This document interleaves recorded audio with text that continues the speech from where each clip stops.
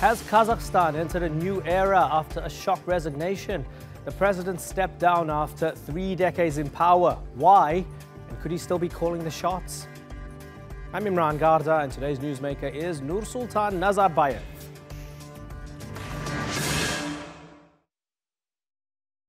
He'd been the leader of the nation from before it even gained independence from the Soviet Union.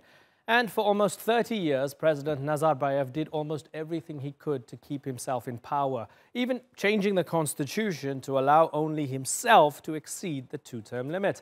So his resignation last week came as a big surprise. But how much has really changed? Well, he's still head of the ruling party and powerful Security Council, and his daughter was voted in as Senate Speaker just hours after her father stepped down. Now she's next in line to become president. So, was Nazarbayev's resignation really the end of an era or the start of a family dynasty? Haider Abbasi takes a look.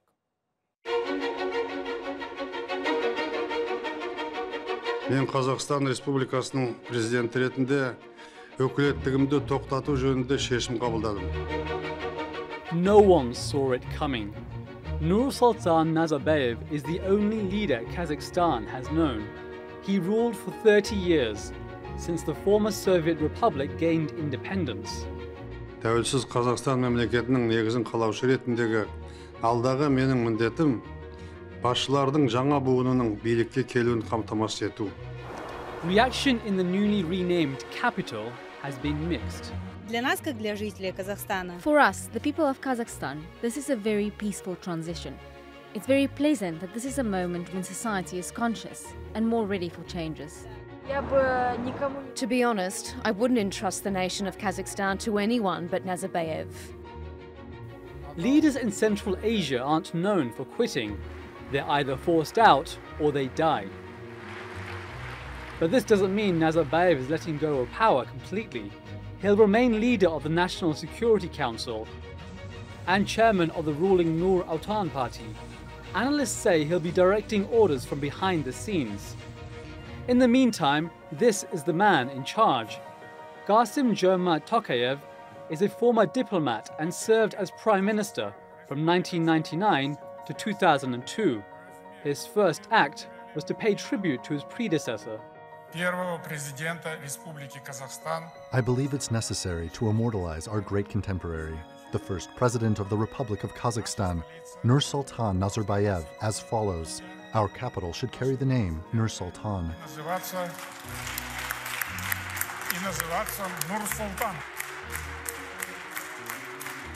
Politics in this part of the world tends to be a family business. Nazarbayev's daughter, Dariga, is the Speaker of Parliament. Before that, she was Deputy Prime Minister. And as Speaker, she's next in line to become President. Kazakhstan is rich in oil and has developed tremendously under Nazarbayev. But it's not exactly a free country. Any political opposition has been crushed. In 2015, Nazarbayev was re-elected with 98% of the vote, an election that international observers condemned as rigged. And the only media outlets given prominence are those run by the state. Because of its vast energy resources and central location, Kazakhstan is seen as strategically important by its allies. China launched its Belt and Road Initiative in Astana in 2013, and Russia is also competing for influence in the country. Выражаем надежду на то, что преемственность будет обеспечена, но в связи с тем, что Нурсултан Назарбаев покинул свой высший государственный пост, у нас есть все основания сказать ему большое спасибо за совместную работу и пожелать ему здоровья и успехов. So what impact will Nazarbayev's resignation have on the region, and who will succeed him? Haider Abbasi, The Newsmakers. Well, joining me now from Brussels is Bota Jardamali. She's a human rights lawyer and political refugee from Kazakhstan. She's risked her life by advising several opponents to the Kazakh government. And Bruce Pania is in Prague. He's a Central Asia correspondent at Radio Free Europe. I thank you both for joining us. Bota Jardamali, let me start with you. So, Nursultan Nazarbayev steps down. Why did he do it, and why did he do it now? I wouldn't call what happened in Kazakhstan that Nazarbayev stepped down.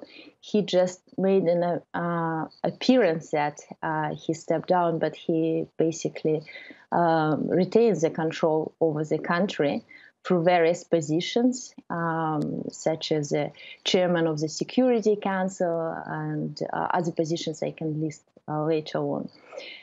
Why he's doing it right now? My guess would be that President Nazarbayev looked what happened in Uzbekistan in 2016 when President Karimov, first president of Uzbekistan, suddenly died. And after he died, the next president basically removed his family, Karimov's family, from power. That Karimov's family lost all their assets in the country. They lost their position. One of Karimov's daughter ended up in prison, and the current president of Uzbekistan is basically dismantling what was perceived as Karimov legacy. Mm-hmm. And Nazarbayev definitely doesn't want to repeat Karimov's fate, so he prepares for an orderly succession. He wants to put his daughter, his oldest daughter, Dariga Nazarbayeva, in power. Mm-hmm. But he wants to do it in the way that would be considered legitimate by the West. Right. So thereby guaranteeing the future for his daughter. Okay. So that's why he went for this resignation, so-called resignation. Okay. So, Bruce, would you agree with that? That from that perspective, it essentially says this is self-preservation, system preservation, and giving the illusion of relinquishing control. Do you agree with that? Oh, yeah, I would have to agree with a lot of that. And actually, the groundwork for this was being laid 15, 18 years ago. They did amendments to the Constitution that provide guarantees that apply only to the first president of Kazakhstan, so no one after him. But not only is he able to, for instance, he can call parliament into session. He can suddenly announce that he wants to appear on state television. He's free from investigation or prosecution. So there's a lot of perks that he has with this. The fact that he no longer has the title president does not mean that, in fact, he isn't calling the shots behind the scenes. He is, after all, 78 years old. Right. You know, and that's something that he has to take into consideration too. So, you know, the public appearances that he makes are now going to be reduced greatly. But still, I think in the end, he will be the one. If there's any doubt about what move to make next, he gets the phone call and he makes the final decision on that. Okay, so Bota, usually when a leader who's been in charge for decades steps down, we talk about the legacy, right? In some sense, if everything that both of you suspect is true, it's pointless talking about the man's legacy because it's clearly going to continue if he's still pulling the strings. However, we don't get to cover Kazakhstan a lot. So help us understand. It's the year 2019. A man's been in charge for 30 years. How would you describe those 30 years? 30 years.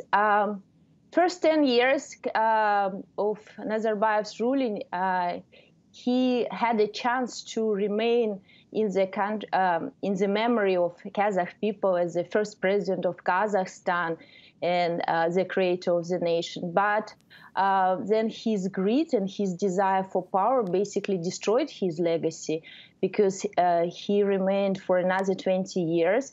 And what he created is an ugly authoritarian state where all sectors of the economy controlled either by Nazarbayev's family or people from his circle. And the country basically, if you look at the GDP of the country, yes, it has increased dramatically since the moment he came into power. But if you look at the reason why, it just because Kazakhstan basically exports the same commodities as it exported during the Soviet time, and it only increased its oil production. There was significant change in the world prices for the commodities, And we still live with the same old Soviet infrastructure and few skyscrapers that he built around Astana or Almaty. It just doesn't cut for the legacy of the president who remained in power for 30 years. Moreover, what he created is quite an ugly system because he basically destroyed every civil society institution. We don't have free press.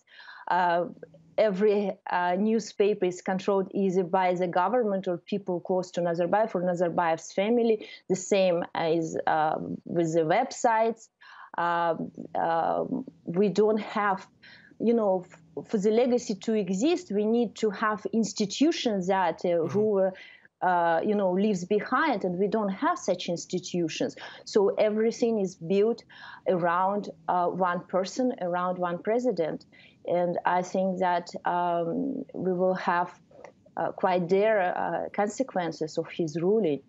And this is something not only with respect to the institution, but a general deterioration in education, in the medical system.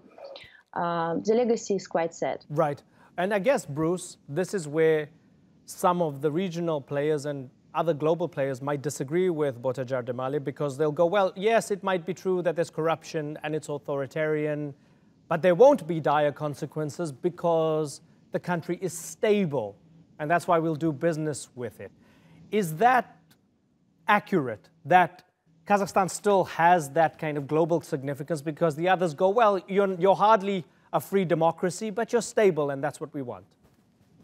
Yeah, well, that's certainly part of it. And I think a lot of what the international community will remember about Nazarbayev, because, I agree with Bota, but that's very micro look at Kazakhstan. And I think more generally what the world sees is a man who relinquished the nuclear arms that he inherited from the Soviet Union early on in his career.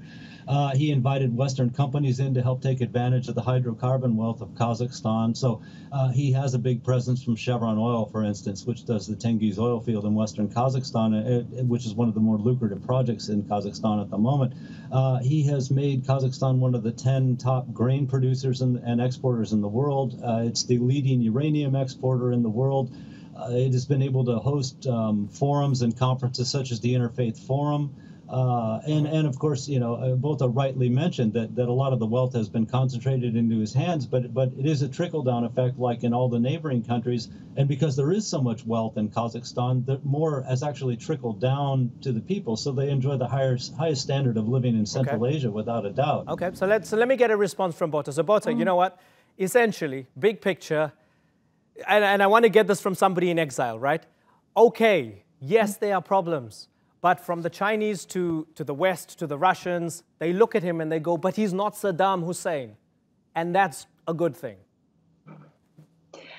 What Bruce said, it actually relates to the first 10 years of Nazarbayev ruling. So I agree with that, and he could have stayed in the history of the greatest president of our country. But he won't be. He won't be, especially after what they did just in recent days when they renamed the capital of Kazakhstan, Astana, as Nur Sultan while he's still alive. I think that this is all significant, but unfortunately, the way the structure is created and the way that who controls the wealth in the country, this is something that the corrupt system that he created. Of course, it's good for some business partners of the Nazarbayev circle around Nazarbayev. It's very good. You know exactly who you have to deal with. But this is something that, we kind of making the same mistake when we are dealing with a dictator. We are saying, no, it's okay, there is a stability. But then the dictator dies. and there are, you know, people that gonna tear the country apart because there will be rivalry among those oligarchs that right now, you know, around Nazarbayev. And there is no opposition, there are no institutions. And what happened next? Somebody who will come next, if democratic, for example, forces don't take over the country, then the consequences can be quite dire, because next ruler has to be, in order to compete with others, he might have to be much more cruel than Nazarbayev. So, Bruce? So the risks are very high. Right. Bruce, would you agree with that? If the man and his inner circle had to fall, all those institutions would go with it? Oh, I mean, they're very much the institutions that he created. There's no doubt about it. And in fact, I'm be very curious to see what happens when he actually is no longer calling the shots, because he is the glue that holds a lot of the country together. He's the architect of all the networking that goes on in that country. He knows the business and political elite inside and out. So it will be a challenge for Kazakhstan to carry. It certainly can't carry on the way it has been without Nazarbayev. That's for sure.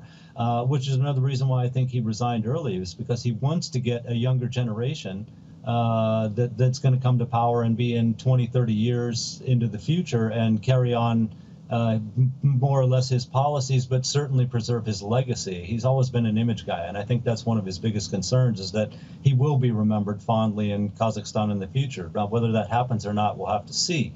But, you know, Kazakhstan without Nazarbayev is not going to be anything like the Kazakhstan that we've known for 30 years. But Bruce, he wants the younger generation to come in, so long as it's what?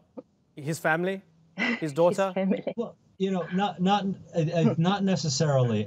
You know, one of the good things that Kazakhstan has done under Nazarbayev is support education and send a lot of students abroad. There's a program called the Bolshak program, and I've met a lot of these students in Europe and the United States too. Incredibly bright people. They owe their education to the state. Admittedly, in some cases, these people are family members of someone who's a top official, but in a lot of cases they are not. And they're incredibly bright, very savvy polyglots, and I think his idea was that these people who are now in their 30s and 40s are the future leadership of Kazakhstan, and they will remember and owe their education to him, and they've been to a great extent indoctrinated into the system. So while they might make some changes, one would expect that they will preserve some of what's still there. Bota, final word to you. I have to wrap up. Final word. I just, what Bruce said about young people, younger generation of Kazakhstan is very much true. We have a lot of bright, smart people, very well educated. But unfortunately, right now, the social lifts don't work in Kazakhstan. And the future is like that Nazarbayev perceives the future will be for the younger generation of his family and nothing else. So, but I just want to say that what happened, this resignation of our first president is also, it doesn't mean that there will be major shift in power, and it should not be perceived as a democratic change. But I think it's absolutely great, because it weakens authoritarian system of Nazarbayev, because it destroys the paradigm that existed in the minds of a lot of people in Kazakhstan, that Nazarbayev is forever. Some people grew up with Nazarbayev. They cannot imagine the world with Nazarbayev. One day he's no longer the president. Of course, he's behind the scene. But for a lot of people, there was a major shift. And so when he puts in power, or will try to put in power Dariga, that will be his next step with the next elections. I think a lot of angry people will come on the streets of Kazakhstan, because nobody likes Dariga. She doesn't have any respect. She feels that she's entitled, but I don't think that Kazakh people agree with that. Bota Jardamali and Bruce Pania, it's been really good to talk to both of you. Thank you very much for joining us.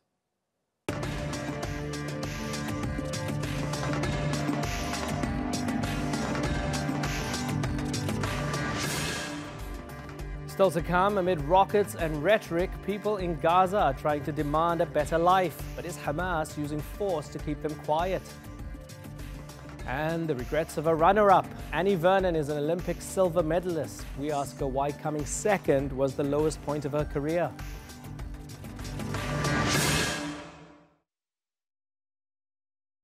Protests against the Israeli government are commonplace in the besieged Gaza Strip. Much less frequent, however, are demonstrations against Hamas. But that's been changing in recent months. Hamas, which governs Gaza, has been accused of a brutal crackdown on dissent in the poverty-stricken territory, raiding homes, arresting journalists, and beating civilians who've criticized its rule. Over the past week, Gazans have been protesting against tax increases and the rising cost of living. The demonstrations are being held at a time when tension with Israel is on the rise. Rockets have hit homes near Tel Aviv, injuring civilians. The Israeli government says Hamas is to blame. Denise Savoya has more.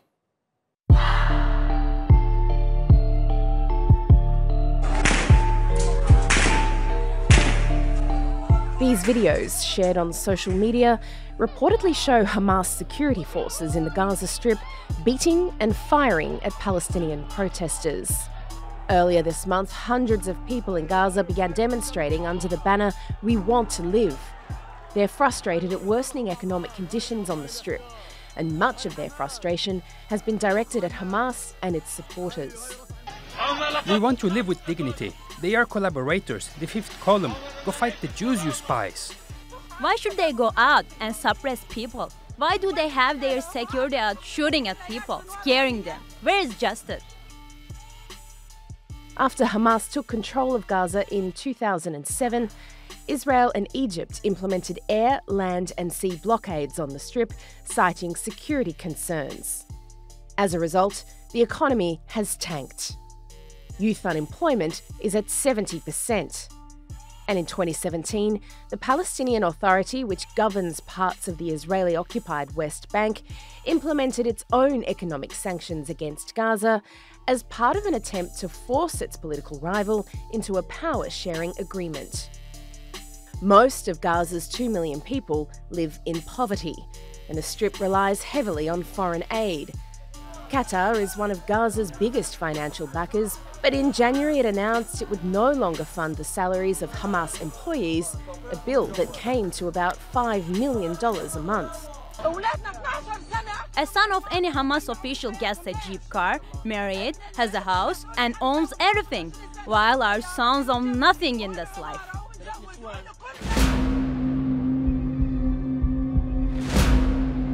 The Independent Commission for Human Rights has accused Hamas of using excessive force to break up at least 25 peaceful demonstrations across the territory since they began on March 14. It says 2 of its members were among the hundreds who were assaulted. It also says Hamas has arbitrarily detained more than 1,000 people, including 23 journalists. And the group has accused the Ministry of Health of refusing to release details of any hospital admissions or injuries. But photos and video of people who say they were attacked by Hamas forces have been shared on social media.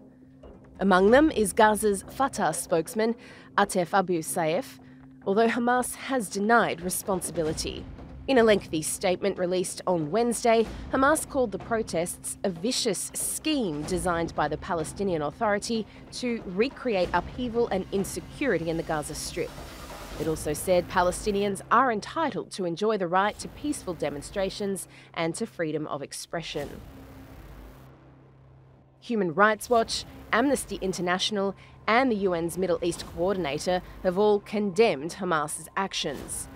And a New York Times columnist has added fuel to the debate, saying the story has been largely ignored because it would complicate a convenient narrative of the Israeli-Palestinian conflict that holds that the former isn't just the principal oppressor, but the only one.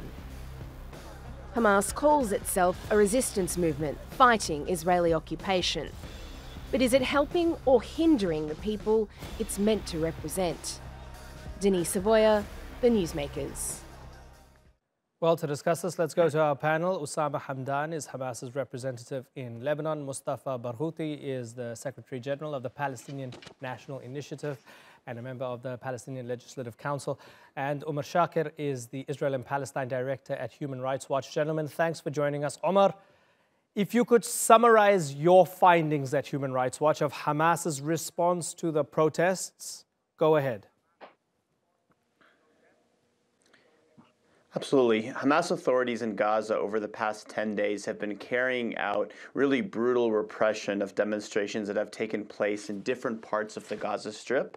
That repression has included a couple of distinct elements. The major one has been, of course, mass arrests. According to the Independent Commission for Human Rights, a Palestinian watchdog group, there have been over 1,000 people arrested during this period. That number includes human rights defenders, including, of course, a representative of Amnesty International and several of the leading Palestinian human rights groups in the Gaza Strip. It includes detention of journalists, at least 17 independent and other journalists. And also it's included, and I should note, some of those arrests took place from the homes of those journalists and rights defenders, so not necessarily at public places, but in addition, we've seen beatings of demonstrators, of rights defenders, of others. Of course, this reflects systematic practice.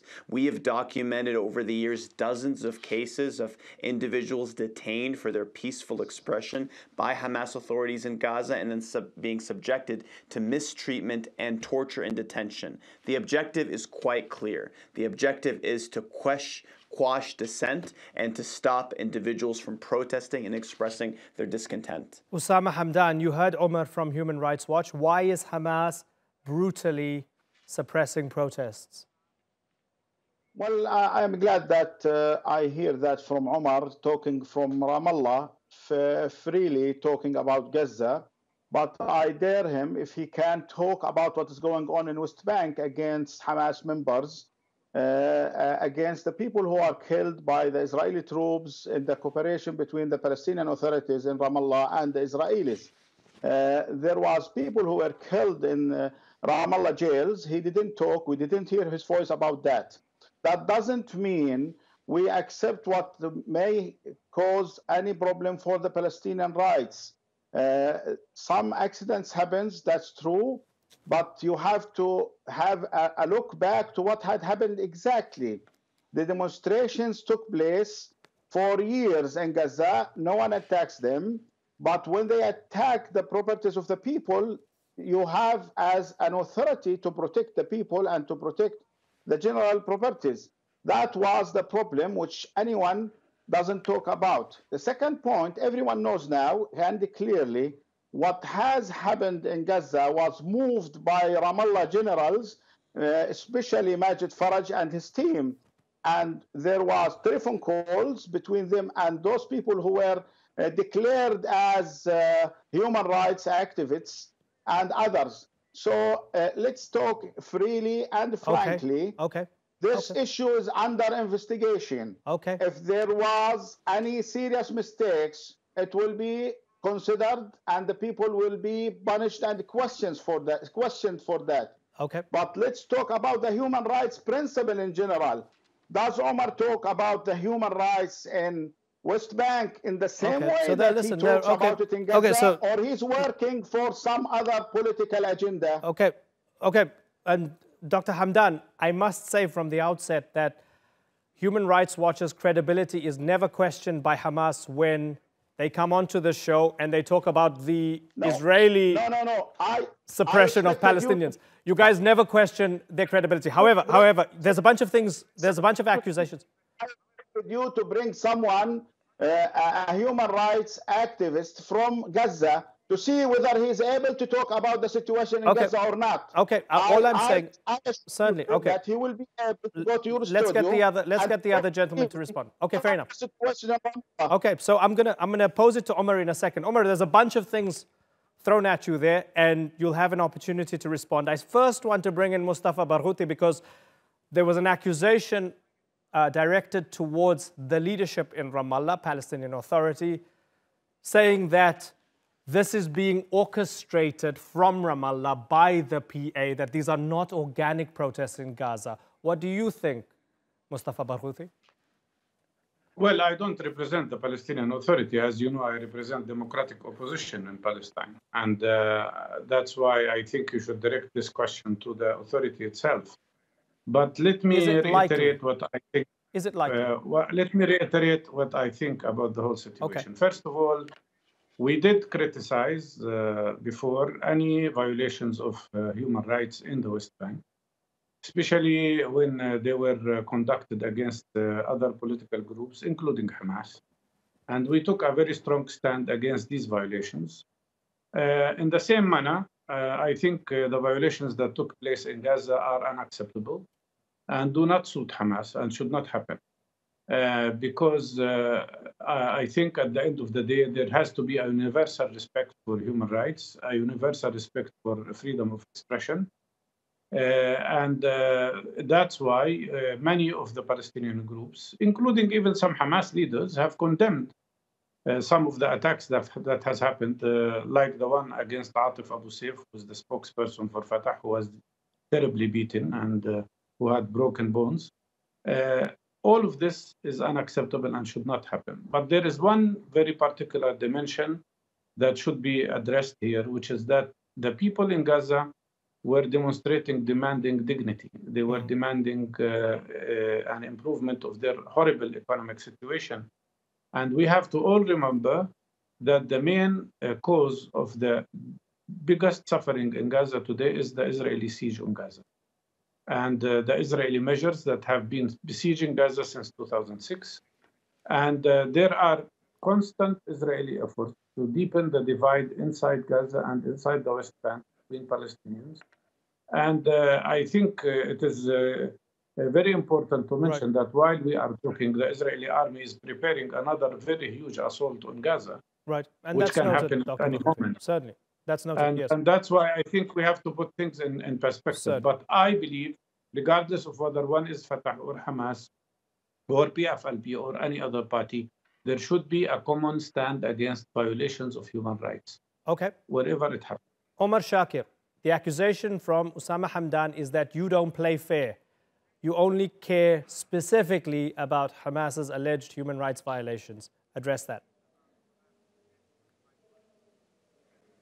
Osama's reading from the playbook of tired excuses made by authoritarian regimes in the over 90 countries across the world where Human Rights Watch works. The first one, what about X? Every government does that. In fact, in October, we released a 149-page report, the title of which was Two Authorities, One Way, Zero Dissent. Half the report was about abuses by the Palestinian Authority, who has done the same type of abuses when it comes to arbitrary arrests and torture. And it talks about both authorities in the same way. The second excuse that authoritarian regimes, and Osama parroted it, is to claim that protesters are foreign intelligence agencies. I would expect there to be a more sophisticated response than to blame the outside hand like Egypt, like almost every country in the region does on protesters. He says that this was an accident, but the reality is it's not an isolated event. We documented this in January 2017 with protests on the electricity crisis. We've documented dozens and dozens of cases, as I mentioned in our October report. He says that there's going to be investigations, but I challenge Osama on this program to name a single member of the Hamas security forces that has been held to account for arbitrary arrest or torture in the 12 years in which Hamas has effectively been in charge. I'm sure he's not going to be able to tell you any advice, but I agree with Dr. Barghouti. The Palestinians of Gaza have faced a cruel, brutal siege, a closure of Gaza, Gaza being turned into an open-air prison. We've documented this. Hamas, in fact, praised our reports documenting the Israeli use of force of the Great March of Return. It is only when they disagree with the findings that they decide to use this strategy of criticizing Human Rights Watch as opposed to dealing with the serious allegations which parrot exactly what Palestinian rights groups in Gaza and many others have documented. Osama Hamdan. Well, let me say that Omar is playing with the words another time. I didn't say that those actions were supported by foreigners. It was supported by Ramallah itself. Majid Faraj is not a foreigner. He is the head of the security intelligence in Ramallah, and he is abusing the human rights in West Bank, and he is trying to motivate the situation in Gaza against the resistance. And I'm clear in my position. We doesn't agree again to abuse the human rights of the people. But if something happened, we have to investigate why this happened, and if there was anyone who is responsible for that, he has to be punished. This is our position, and that was declared publicly. It's not what I'm saying now. It was declared publicly. You are asking for the names. Okay, we can go back in the history, and I will give you the names. Send someone to Gaza to investigate that. One name. I want one name on air right now. One person who's been held to account. Now. I don't have the names. You can email me, and I will send you the names if you are accepting that. I will send you the names by the email. Officers, their ranks were brought down. They were jailed for months in the jails because they abused the human rights of the people. There is a specific names, well known in specific causes, and they were accused by the courts, not only just because someone said they have done this or that. That was done against any human right abuse. So allow me to come in here for a second. Dr. Hamdan, excuse me, what we are concentrating now is what is happening against Gaza. Israel is putting the Palestinian people against the siege. The Palestinian Authority in Ramallah is putting Gaza under the siege. And the security agencies in Ramallah is trying to blow the situation inside Gaza. You have to keep the situation stable in Gaza for the benefit of the Palestinians, not the benefit or the sake of Hamas. That's the point. So for clarity, Omar, if you get a list of names from Osama Hamdan via email or in any other form, please let us know so we can have a follow-up. But let me ask you, Dr. Hamdan, big picture. Yes, there's an Israeli siege. Right? There's a siege, it's been ongoing, it's terrible, undoubtedly. When we look at the facts on the ground, people upset that there's not enough electricity, there are not enough jobs to go around, 70% unemployment, plummeting standard of living, this new taxation. News recently that the Qatari aid coming to Hamas is not going to be direct anymore, it's only going to go through the UN and only for humanitarian purposes. With all of this in mind and the fact that people are protesting on the streets, as Hamas, are you losing control of Gaza? Well, I have to emphasize that the Qatari aid for the salaries of the employees, it was our decision that the United Nations has to have those money and to spend it for the people. And instead of spending that on the salaries of the people, because we care about our own people. Those are the Palestinian people who they are our own people. This is the first point. The second point, it's not the idea of losing the control or controlling the situation. It's the idea of keeping the things going on the right track against the occupation. We have two serious problems in the Palestinian arena. The occupation and the resistance against the occupation, either it was a political or a militant resistance, and we have a Palestinian division. We must not bring the Palestinian... Okay, we lost Osama Hamdan for a second. We're going to try and get him back, right? Let me just sort of piggyback off that and go to Mustafa Barghouti. Are you satisfied with Osama Hamdan's response to my question as to whether Hamas is losing control? Well, Mr. Hamdan, as you know, does not live in Gaza, and he's not there. But we've been communicating with the people in Gaza, of Hamas people. And they did show a very big regret about what has happened. But regret alone is not enough. What we want here is assurances that such behavior will not repeat again. There is a split between Fatah and Hamas. There is very serious, not only competition, but very bad struggle going on between the two sides, which is hurting the future of all Palestinians, of course. And there will always be political rivalry. But there are certain principles that have to be respected. Hamas people should be allowed to function freely in the West Bank. Fatah people should be allowed to function freely in Gaza Strip. All other groups should be allowed to function freely. Our biggest problem today, while we are under Israeli attack and under Israeli siege, and while all the authorities, both in West Bank and Gaza, are practically under Israeli occupation in different forms, there is a waste of energy. Sometimes you feel that 90% of Palestinian energy is spent on internal disputes and internal struggle. That has to end. And the only way to end it is to respect the two basic principles. One is the acceptance of the principle of sharing power and sharing leadership and sharing responsibility. But second is to respect the opinion of the people through democratic free elections. We have lost our elections, we have lost our democracy, we have lost our legislative council. We have two executive authorities that are controlling both executive, judiciary, and legislative powers. And that has to change. It cannot change unless we establish a national unity government and conduct immediately and as soon as possible free democratic elections.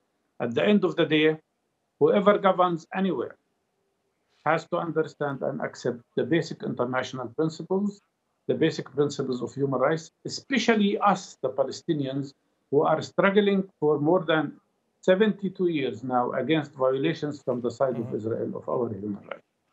Omar, let me bring you in here and ask if you've seen this movie before when it comes to who you criticize. If you criticize Israeli human rights violations when it comes to the Great Return March, or you criticize the PA when it comes to them beating up Hamas supporters, or if you criticize Hamas. Does everybody have a similar answer? Absolutely. The easiest thing to do when you have criticism here in the context of 3 different governing authorities who are each committing really serious rights abuses. I agree with Dr. Mustafa. The starting point is the ongoing Israeli occupation and the closure of Gaza. We're talking about over 12 years of effectively a generalized travel ban, nobody in, nobody out. But the easiest thing to do to deflect attention is to say, what about somebody else? It's what we've heard from every single authority. Human Rights Watch has been quite consistent. We've said the Palestinian Authority is also systematically arresting critics and opponents, torturing those in its custody. We've also not seen a single person been held to account on the side of the Palestinian Authority, and certainly we've seen a whitewash when it comes to Israel investigating its own abuses. We haven't seen real authority on that side. And I have to say, to respond to what Osama said earlier, I would welcome a list of names of people who have been held accountable, and I would be happy to come back on this program if I get those and to acknowledge that. But we wrote to Hamas a year ago a set of letters asking exactly this question. We published their response in our report in October. They did not identify a single person who's been held accountable specifically for arbitrarily arresting or mistreating or torturing dissidents. This is a pattern with every authority on the ground. There has been no real accountability, and it's one of the reasons why, as you put it, we see the same film repeated over and over again, similar abuses, without real action to address them or accountability for them. Well, I guess it might be a good thing to maybe embed within your email or letter to them this time the response from Osama Hamdan. He said, if you email me, I'll give you a list of names. Send it to them. Let us know. We'll have a rerun of the discussion. Very finally, Mustafa Barghouti, I don't have much time.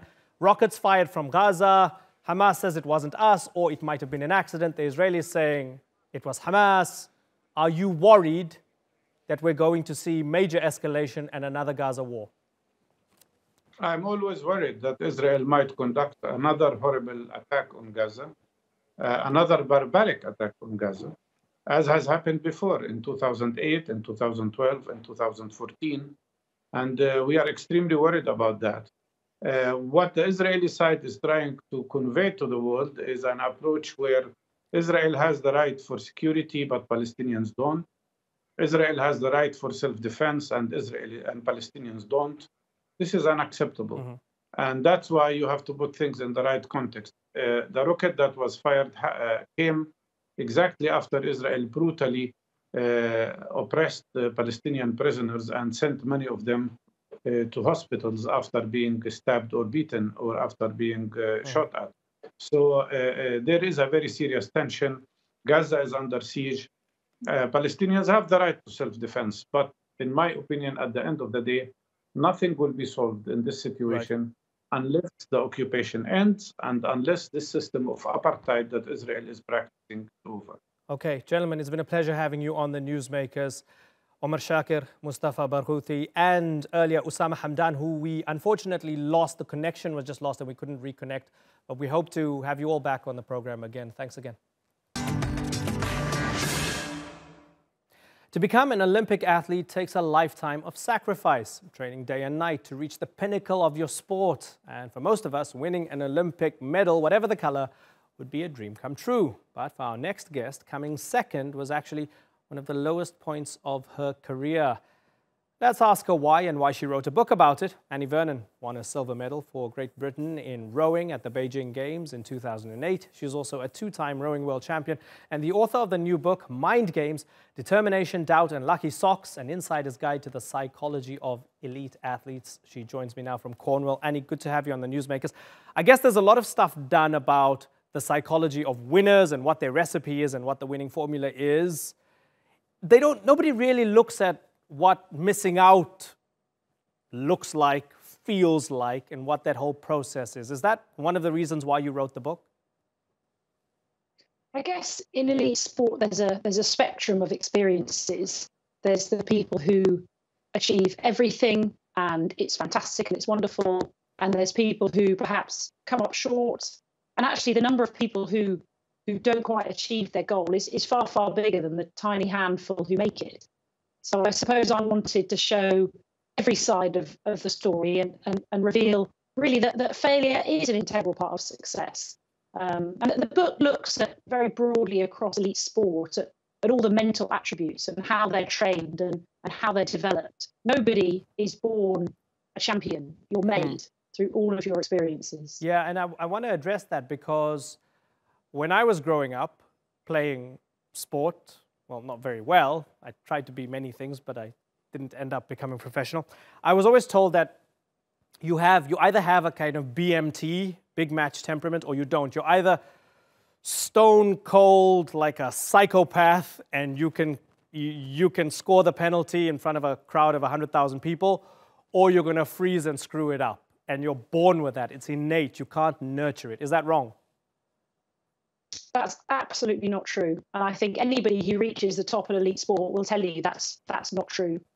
Nobody is born with mental toughness in the same way that you're not born with the ability to hit the perfect putt in golf or to ride a bike around a velodrome or to kick a football like Messi does. Nobody is born with the ability to do that. Everybody is made.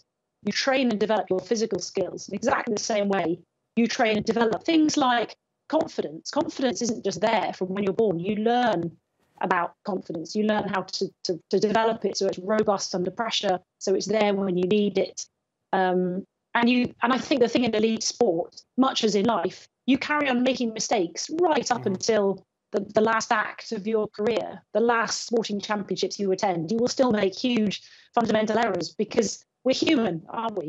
Yeah. We're fallible, we're not perfect, and we will carry on being imperfect until the day we die. And I wonder, are we in a good era to talk about all of this? Because a few years ago, you wouldn't find many athletes coming out saying, actually, I feel depressed, I'm mentally fragile, I couldn't take the weight of expectation. So is this a good time to start to explore all of the emotions and all the complexity that goes into elite sport? Whereas in the past, it was either you sort of G yourself up and you motivate yourself, or we don't talk about losing. We tuck that away and we lock it up. I think so, yeah. I think in life people accept there's a more nuanced approach to things like mental health and dealing with failure and that word resilience. I mean, resilience, you never heard that word up until about 10 years ago. And now in every single school, it's a key part of the skills they try and get the kids to develop. So absolutely, I think there's a more complex picture going on in psychology, in society, and sport really is just a microcosm of that. It's just a microcosm of what's happening in the outside world. I think the reason that sports is so interesting is it puts all those human attributes to test. So it tests them in a real intense environment. I wonder, do you want young athletes to read your book? And if you do, what do you want for them to take out of it? I would love young athletes to read my book and realise that they never have to have all the answers, and they won't have all the answers. And the idea that you might, if you haven't got it by the time you're 16, you'll never have it. I think that's absolute rubbish. And I hope that young athletes will read it and realise that actually elite sport, you make mistakes and you laugh at yourself and you fall over and you get up and you try again. So I hope that people realise that sport is, even at the elite level, it's such a complex place to be and such an exciting place to be. But this idea that once you get to the international level, you don't feel nerves anymore, you never get nervous, or you never doubt yourself, or you never make fundamental errors. Not true. You do all of these things right up until when you become a multiple Olympic champion. And would you like for your approach to your expertise as a former elite sports person, would you like for that to be seen as a microcosm for other things in life, that you can apply this to other things? Yeah, for sure. I think that sport gives us so many lessons about how to approach life, how to approach business, how to approach relationships. And I think there's so much there, particularly around, say, confidence. We talk a lot about confidence in the workplace, particularly with reference to men and women who build and scaffold their confidence quite differently. And in sport, those studies have been done, and it shows that, yes, on confidence, men and women do build their confidence differently. They look for different things from their coaches, from their managers. So I think all of these lessons transfer across into life, and absolutely, we can learn so much from sport to make us more robust, more resilient, better motivated in life. Annie, good to have you on the Newsmakers. Thanks so much for joining us.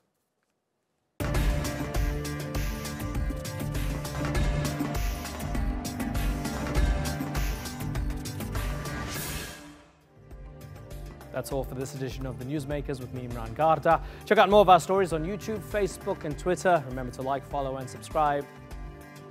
Next time, did the Mueller report clear Donald Trump of wrongdoing? Was it a witch hunt all along? Or could the US president face an onslaught of new investigations?